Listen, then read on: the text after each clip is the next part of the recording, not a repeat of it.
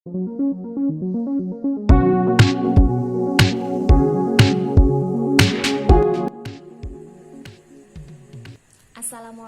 warahmatullahi wabarakatuh.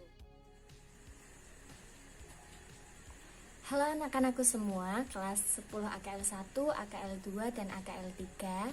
Gimana kabarnya? Semoga sehat dan selalu dalam lindungan Allah Subhanahu wa taala ya. Oke.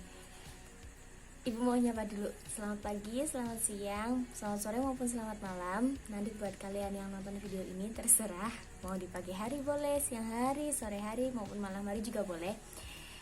Hari ini atau pada pertemuan kali ini Ibu akan menjelaskan mengenai persamaan dasar akuntansi. Kemarin kan Ibu sudah memberi tugas mengenai persamaan dasar akuntansi, tapi kan itu hanya tugas transaksinya. Mungkin masih banyak dari anak-anak yang masih bingung sebenarnya persamaan dasar akuntansi itu apa sih fungsinya, terus kenapa sih kita harus melaksanakan persamaan dasar akuntansi, sedangkan dalam siklus akuntansi sendiri persamaan dasar akuntansi itu nggak ada.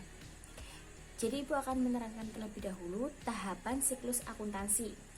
Tahapan siklus akuntansi yang inti itu ada 6. Ada 6 ya. Yang pertama yaitu mencatat transaksi ke dalam jurnal, yang kedua posting ke buku besar, yang ketiga menyusun neraca saldo, yang keempat membuat jurnal penyesuaian, yang kelima menyusun laporan keuangan, dan yang keenam menyusun jurnal penutup. Nah, tapi ada sumber lain yang menjelaskan bahwa tahapan siklus akuntansi itu ada 11. Lalu tambahannya apa aja sih? Tambahannya, sebelum mencatat transaksi ke dalam jurnal, kita harus identifikasi transaksi dan analisis transaksi terlebih dahulu. Udah nambah 2 ya. Lalu, setelah membuat jurnal penyesuaian, kita dipersilahkan untuk menyusun neraca saldo setelah penyesuaian. Dan setelah menyusun jurnal penutup, kita dipersilahkan untuk menyusun neraca saldo setelah penutupan dan menyusun jurnal pembalik. Seperti itu teman-teman dan anak-anak semua. Nah, mungkin ada yang mau bertanya nih, neraca saldo setelah penyesuaian dan menyusun neraca saldo setelah penutupan fungsinya untuk apa sih? Jadi neraca saldo itu untuk mengecek apakah setelah diberi jurnal penyesuaian atau setelah dibuat jurnal penyesuaian dan dibuat jurnal penutup, saldo yang masih ada itu apakah masih balance antara sisi debit dan sisi kredit. Oke. Nah, nanti alur siklus akuntansinya akan Ibu cantumkan di gambar ya, di sini atau nanti ada layar barulah. Nah, selanjutnya Ibu akan menjelaskan mengenai prinsip persamaan dasar akuntansi. Nah, prinsip persamaan dasar akuntansi itu sebenarnya gimana sih?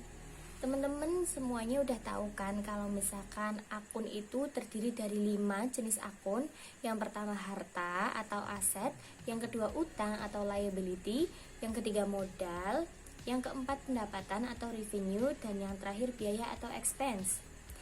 Tapi dalam persamaan dasar akuntansi di tabelnya hanya tercantum 3, yaitu aset, utang, dan modal.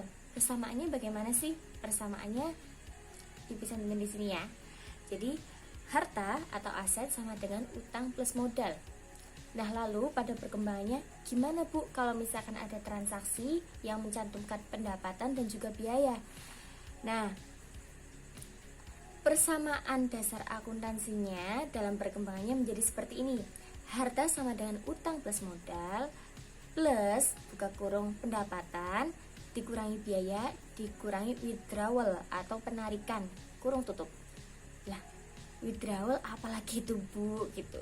Withdrawal atau penarikan itu contohnya misalkan kemarin dalam soal ada kan ya, perusahaan menarik uang sebesar 500.000 contohnya untuk kepentingan pribadi.